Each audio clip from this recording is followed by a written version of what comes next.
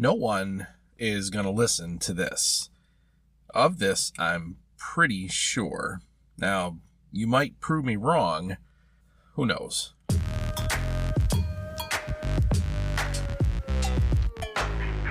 So I guess this is episode 1. I am not at home in my quote-unquote studio, which is not actually a studio. It's a makeshift old desk in the corner of my bedroom with my 12 or 15-year-old podcasting rig. It's not there. I'm in my car.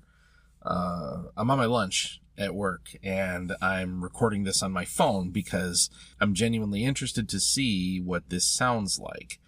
I have had a Behringer Xenix 802 4-channel mixing board thing for like 12 or 15 years. I lose track. I don't remember when I bought it.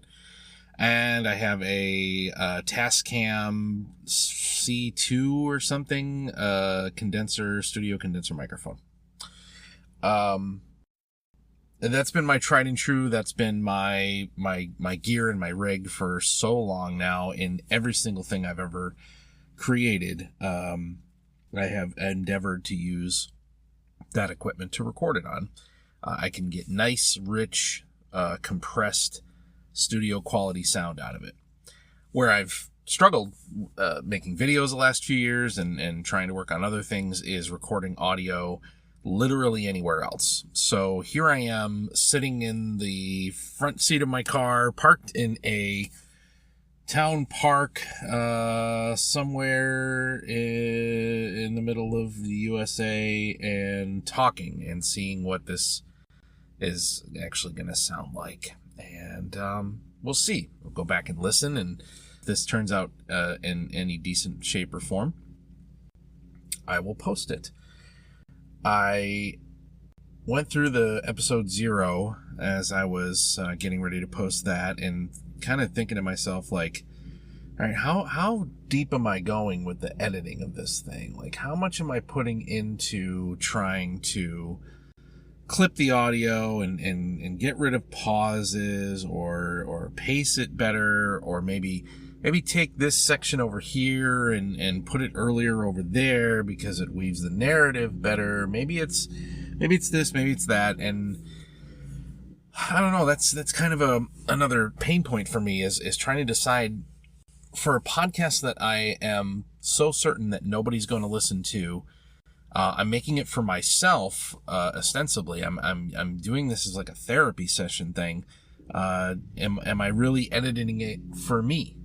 Am I creating a piece of produced audio just for myself? And does it make sense to worry about sound quality, or worry about compression, or worry about environmental noise? There's somebody over there on a lawnmower. Who knows if that showed up, because I could hear it through the window of the car. I don't know if the phone could pick it up. But I figure we got to start somewhere, and we gotta try. We're gonna see what this amounts to, and go from there. So, hello, nobody, whoever you are. I'm nobody. If you didn't catch episode 0, I'm just some schmuck that's been trying to get noticed for my creative work for the better part of 15 years. And other than some brief flashes in the pan of low-level recognition, maybe a little bit of minor notoriety, I've basically been kind of failing for the last 15 years. And I've trying to understand my own motivations here. I'm trying to reconcile where this burning desire, and I guess I'll just come out and say it, to get famous comes from. Where does that come from? And I mean, I can kind of trace it all the way back to my childhood and growing up. in a broken home from a divorced family, the youngest of 3 children, semi-absent mother, dad's off drinking and abusing somewhere and whatever, and brothers are grown and I have interactions with them on occasion. But I can go back to, oh golly, I think I must have been 8 years old and somehow got my hands on a thing we used to have called a boombox, and dual cassette, right? So you can record cassette to cassette and pulling songs off of the radio, pulling snippets of song, moving them around and reshaping them and trying to talk over them and trying to make radio shows, listening to classic radio, things like Dr. Demento, and thinking I can do that. Maybe that's what it is. Maybe that's the driving factor, is like this idea that I hear or see creative things and I think I can do that. I can do that. I want to do that. And I do. I remember making little radio talk-ups on that dual cassette deck and just mixing things together and trying to blend songs and trying to do talk-ups and I remember that. I remember in high school in 9th grade there was an acquaintance, I wouldn't call this kid a friend, whose father was a DJ locally at a classic rock station here where I live.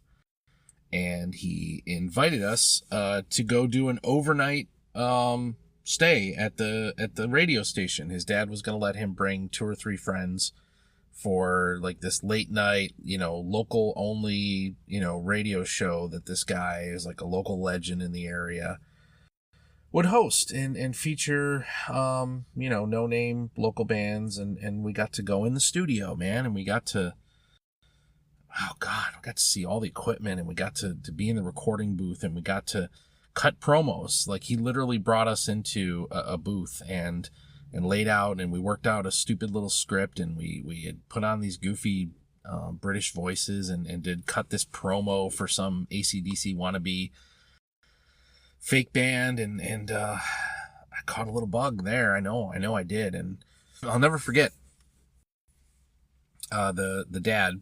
I went to him at some point in the middle of the night, and things were quiet, and I think 1 or 2 of the friends had fallen asleep, and I remember saying to him, man, I gotta do this. I can do, here we go again. I can do this. I can do this. And, I don't know, the guy turned to me and he's like, yeah, really, huh? He's like, I'll tell you what, kid, go to college, get an education, get a real job. He's like, or do this, go ahead, go into radio and spend, most of your adult life moving from station to station, getting stabbed in the back and getting screwed over. He's like, but you'll be an artist. Go ahead, go do it. And that stuck with me for so long. That statement of, yeah, go ahead, you'll be miserable, but at least you'll be an artist. That's basically the message that he gave me. And I put that aside and I moved on. And later in teenage life, I started playing guitar and started playing bass and started singing a bit. And my best friend at the time, and we gathered some friends and we tried to make a band out of it. And, we sucked. There's no 2 ways about it. There wasn't a heck of a lot of talent. There was no ability to really write a song or write anything coherent musically.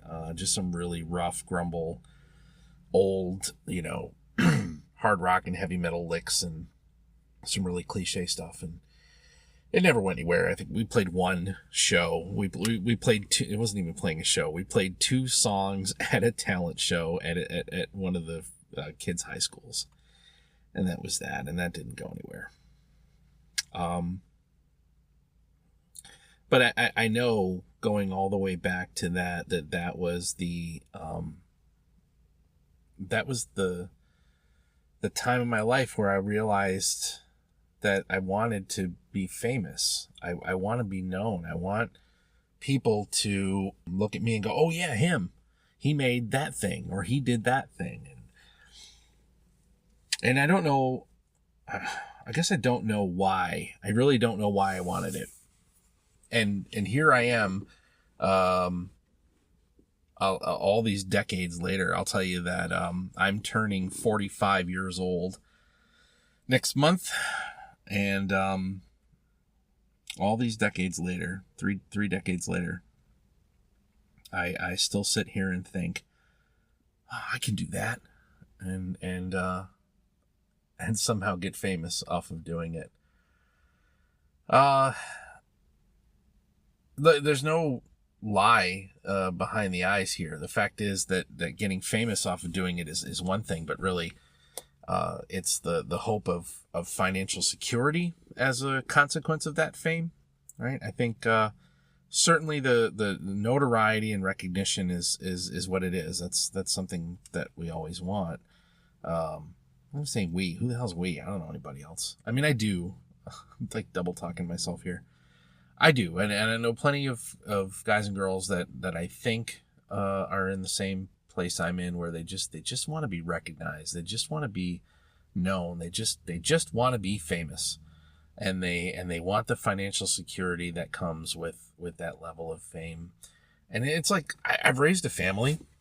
You know, I've got a couple of adult kids now. I've still got a couple of teenagers and a preteen at home, and I'm you know, we're on the back half of this particular golf course of raising kids, and I look at it and go, if it hasn't happened by now, and I don't think it is going to happen.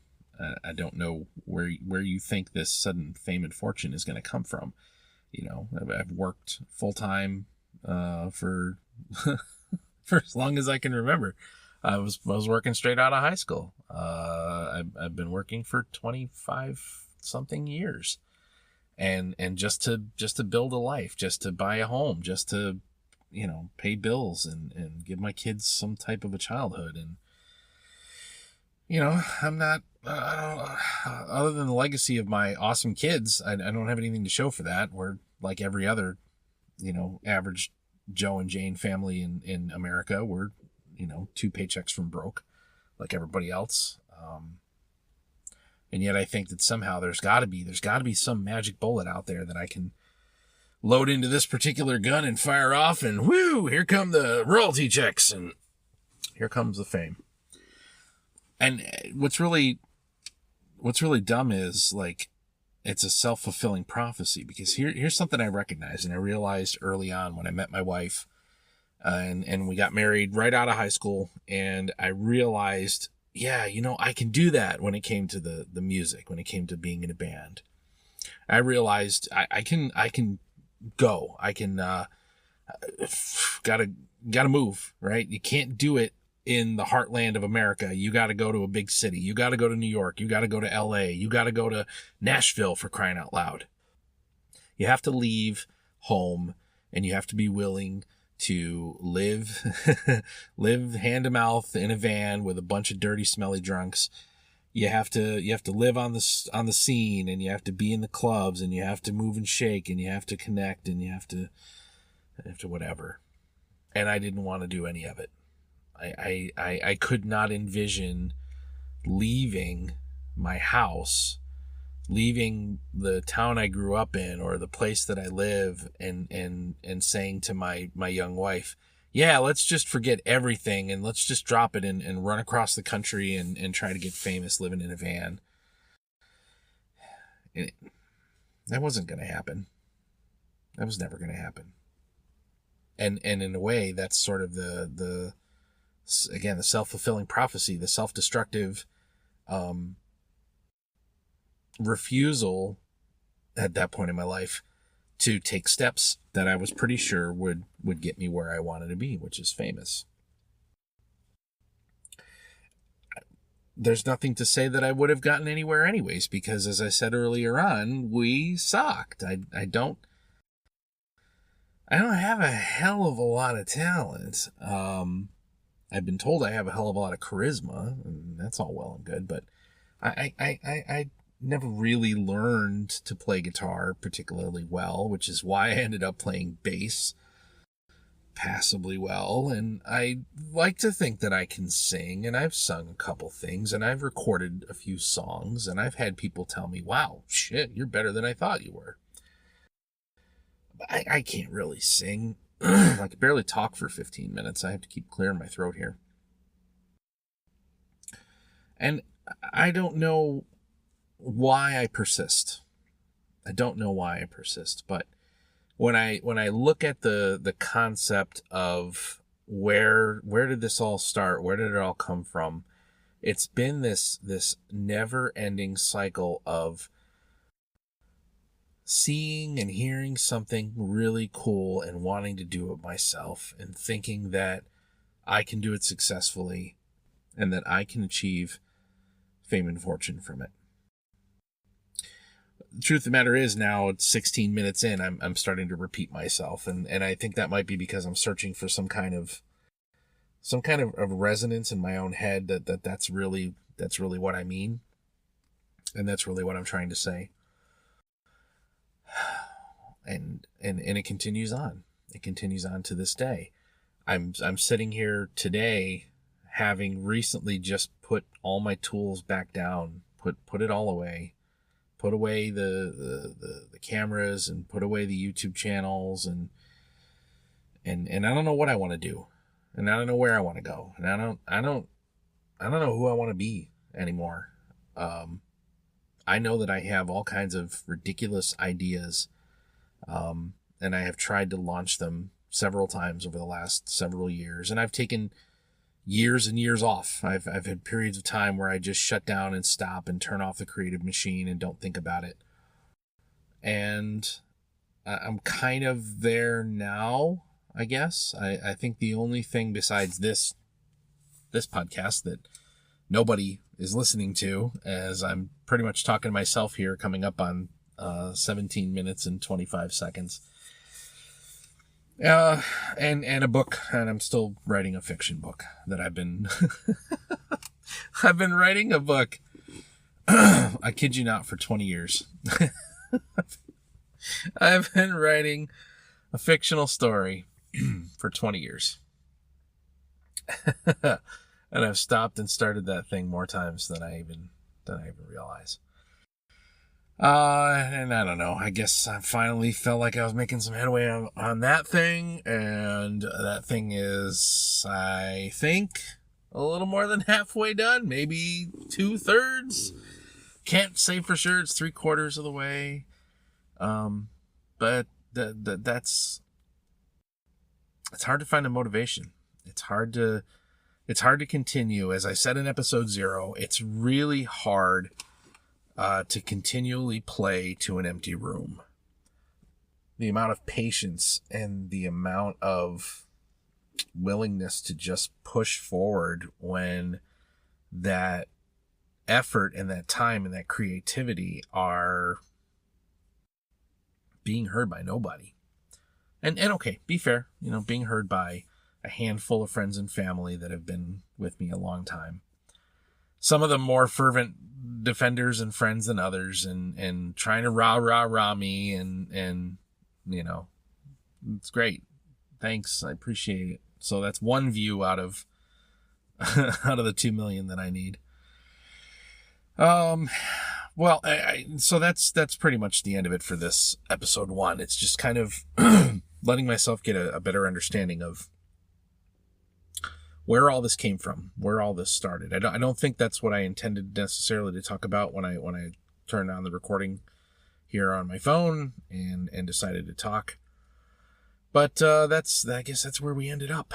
So I guess if this sounds halfway decent, I'll do it again tomorrow and try to do episode 2. And I guess that means there'll be a lot of episodes coming out of the front seat of my car. Who knows? With a big, fat, produced, nicely compressed audio on Mondays, I suppose. But tomorrow I will talk some more about those early years and where I went and where I was, and we'll see what happens from there. Thanks so much, if you're listening, which you're not, but have a good day.